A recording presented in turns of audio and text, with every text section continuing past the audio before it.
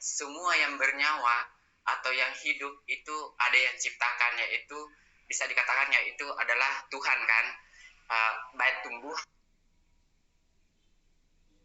hewan, manusia, malaikat pun yang tak terlihat. Saya langsung bilang juga jin, setan, langsung dia potong kan. Tunggu dulu. Jin itu dengan setan itu tidak diciptakan sama Tuhan, tapi reinkarnasi katanya dari dosa-dosa malaikat. Ya jadi saya bingung dong ya. Saya harus bertanya apa ya? Terus yang ciptakan mereka itu iblis atau setan itu siapa? Memang dia kayak Tuhan gitu muncul dengan sendirinya? Oke, aku jawab Bang. Ya. Jawab. Coba diperhatikan dengan seksama. Jadi dalam perspektif Kristen, iblis itu tidak diciptakan dan bukan reinkarnasi. Reinkarnasi artinya dia udah hidup terus menjadi makhluk baru lagi. Nah, itu bukan seperti itu, bukan reinkarnasi juga. Jadi yang ada itu adalah malaikat. Tuhan menciptakan itu gak ada yang buruk. Tuhan menciptakan segala sesuatu dengan baik. Amin. Ya, malaikat diciptakan dengan baik. Nah, mengapa ada iblis? Iblis itu sebenarnya dari malaikat. Malaikat yang ingin menyamakan kedudukan seperti yang maha tinggi. Jadi adalah kesombongan di dalam dirinya. Free will yang ada dalam malaikat. Dia ingin menjadi yang maha tinggi, ingin dipuja. Kesombongannya itulah yang membuat dia jadi dipanggil iblis gitu Bang. Jadi iblis ini adalah pendusta, bapa segala dusta gitu sih Bang. Jadi nggak ada. Jadi kalau berarti itu bisa dikatakan dia tidak diciptakan ya? Tidak.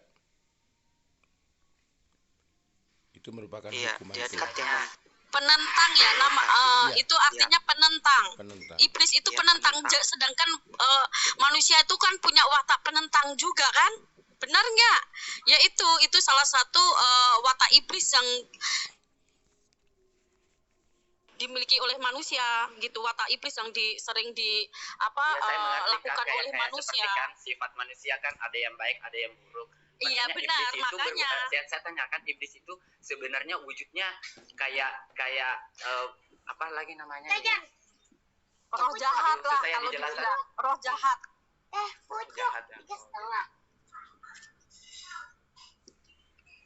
Ya, jadi itu dulu waktu saya Islam juga nggak tahu kenapa iblis diciptakan gitu. Saya ada sedikit agak sedih waktu masih Islam, kenapa Tuhan menciptakan manusia tapi juga menciptakan iblis. Katanya iblis itu diciptakan untuk apa?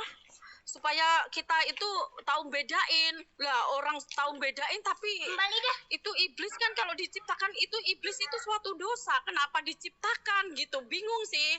Tapi puji Tuhan setelah saya menerima Tuhan Yesus, saya boleh paham sekarang bahwa iblis itu tidak pernah diciptakan. Ya, dan yang lebih herannya lagi Kak,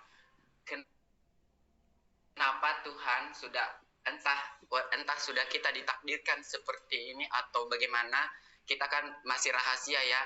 Yang saya selalu berpikir, kenapa sih Tuhan menciptakan manusia, kenapa sih Tuhan menciptakan malaikat, apakah dia harus disembah atau bagaimana?